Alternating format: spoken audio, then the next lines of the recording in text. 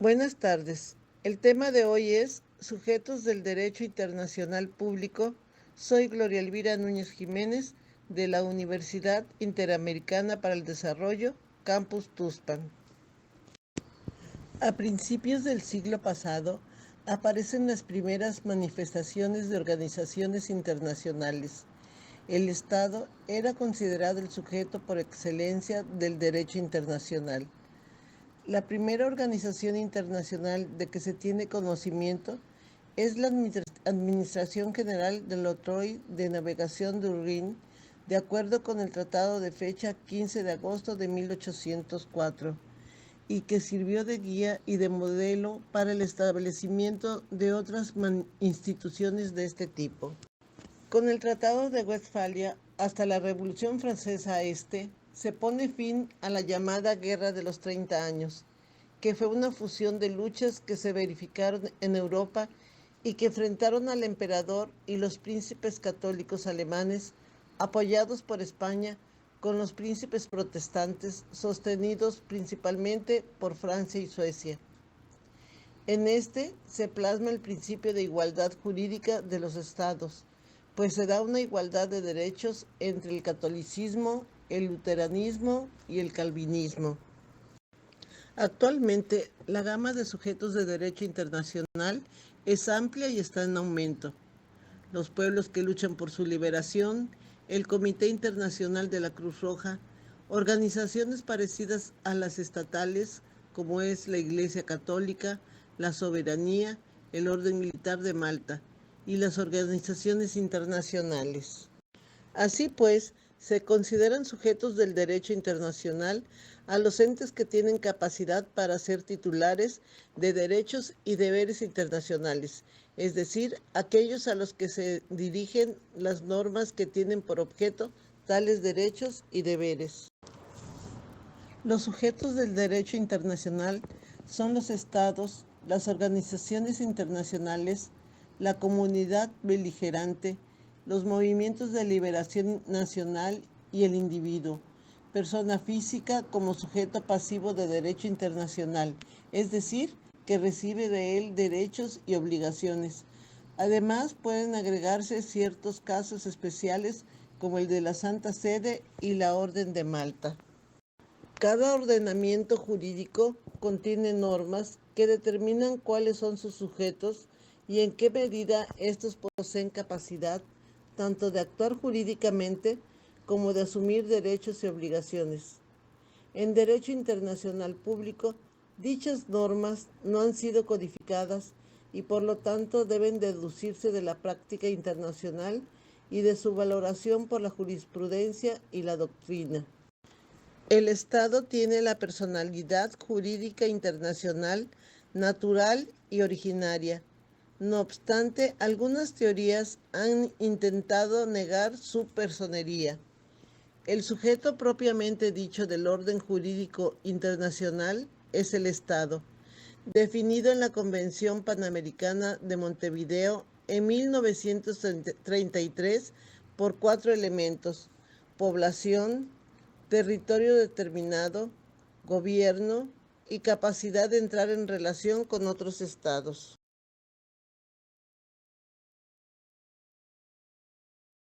Los estados se clasifican en simples y compuestos.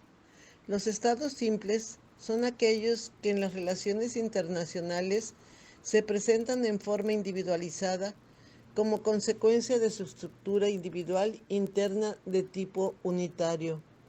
En ello se da la cuádruple unidad: unidad de ordenamiento jurídico, unidad de autoridades gubernativas, unidad de gobernados o destinarios del ordenamiento jurídico y de las decisiones políticas, y unidad de territorio, como es el caso de Venezuela, Francia y Estados Unidos. Es decir, es aquel en donde existe un solo centro de poder político que extiende su accionar a lo largo de todo el territorio del respectivo Estado, mediante sus agentes y autoridades locales delegadas de ese mismo poder central. Estado compuesto. Se presentan en la comunidad internacional como un solo ente, pero en realidad son consecuencia de una estructura compuesta por la asociación de dos o más estados que persiguen en dicha asociación fines comunes. Existen diferentes modalidades como unión real, que se basa en un hecho querido o deseado, que puede estar contenido en un tratado o en un acto diplomático determinado, y esta misma voluntad es suficiente para ponerle fin a esa unión. Unión personal. Es la unión de dos o más estados a través de un vínculo personal del soberano y se da el caso cuando las leyes sucesorias de dos países elevan al trono una misma persona. La federación es un estado que comprende dentro de sí los llamados estados miembros de la federación, como la República Mexicana. Confederación es el formado de una u otra manera por la unión de dos o más estados. Es el que se encuentra constituido por otros estados o que comprende dentro de sí como elementos constitutivos diversas entidades políticas menores. El individuo como sujeto de derecho internacional. El individuo tiene una subjetividad jurídica muy limitada. Sin embargo, no hay duda que es un sujeto del derecho internacional.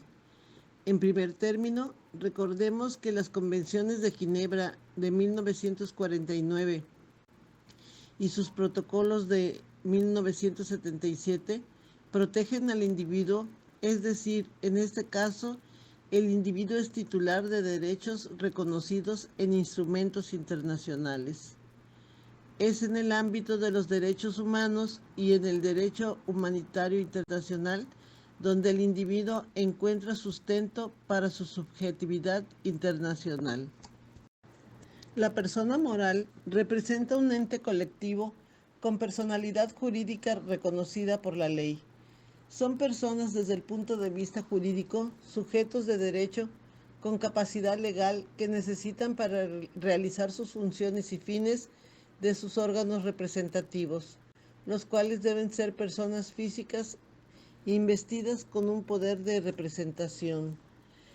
Se considera persona moral como sujeto del derecho internacional público a las organizaciones internacionales como sujetos derivados de derecho internacional, ya que están formados por estados, con características propias que las singularizan de los otros sujetos como voluntad propia, independiente, ámbito de competencia funcional y derecho interno propio. La existencia de una minoría es una cuestión de hecho y conlleva factores objetivos, como la existencia de una etnia, un idioma o una religión compartida, y factores subjetivos, incluido que los individuos deben identificarse como miembros de una minoría pertenecientes a un grupo minoritario, nacional o étnico, religioso o lingüístico. Existe una discrepancia en la doctrina del derecho internacional en lo relativo a determinar quién es el titular de la subjetividad internacional, si la Iglesia Católica, la Santa Sede o el Vaticano. El 11 de febrero de 1929, la Iglesia Católica y el Reino de Italia celebraron los denominados Pactos de Letrán, mediante los cuales se crea la Ciudad del Vaticano. Los pactos de Letrán traen por consecuencia regular las relaciones entre Iglesia y Estado, crear una independencia de la Iglesia Católica con una organización concreta compuesta de un territorio que es la Ciudad del Vaticano, con una autoridad que la representa, el Sumo Pontífice. El Comité Internacional de la Cruz Roja, creado en 1863 a iniciativa de Henry Dunant y Gustave Moynier, tiene funciones de asistencia humanitaria internacional y para cumplirlas es titular de derecho y obligaciones internacionales. Dicho comité está compuesto por 3 órganos: la Asamblea, el Consejo Consultivo y la Dirección, de acuerdo con su estatuto de 1915, que ha sido modificado en varias ocasiones. Los refugiados. La subjetividad internacional se ha modificado rápidamente, sobre todo en este siglo, adecuándose a las necesidades de las relaciones internacionales. El derecho internacional contemporáneo reconoce como sujetos a ciertos grupos humanos que nacen de una situación de beligerancia y que están en tránsito de convertirse en formaciones políticas más definidas, como pueden ser las de Estado. Por eso, en algunas ocasiones, la doctrina los considera estados en status nascendi. Lo que es indudable es que su subjetividad internacional es transitoria y se termina cuando una de las partes realiza un control total de la situación.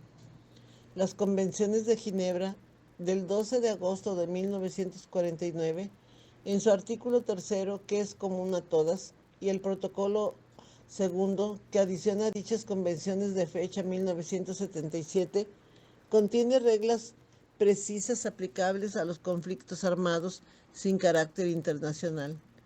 El artículo tercero de las convenciones de Ginebra se refiere a que los contendientes en un conflicto armado sin carácter internacional deben tratar con humanidad a las personas que no participen directamente en las hostilidades. Además, prescribe un cierto cuidado para los heridos y enfermos.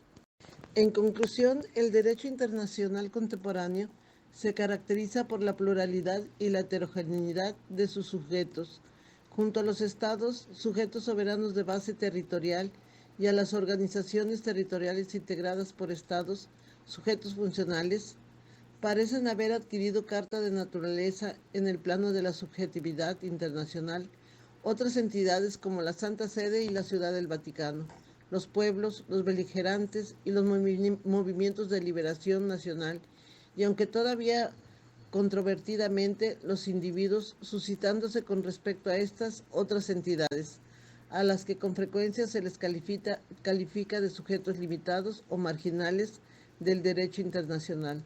La necesidad de indagar cuáles son sus derechos y obligaciones según el derecho internacional y cuál es su capacidad de actuación en este plano. Hasta aquí sobre este tema, con información rescatada del sitio web Sujetos de Derecho Internacional Público y de archivos jurídicos de la UNAM. Muchas gracias y hasta pronto.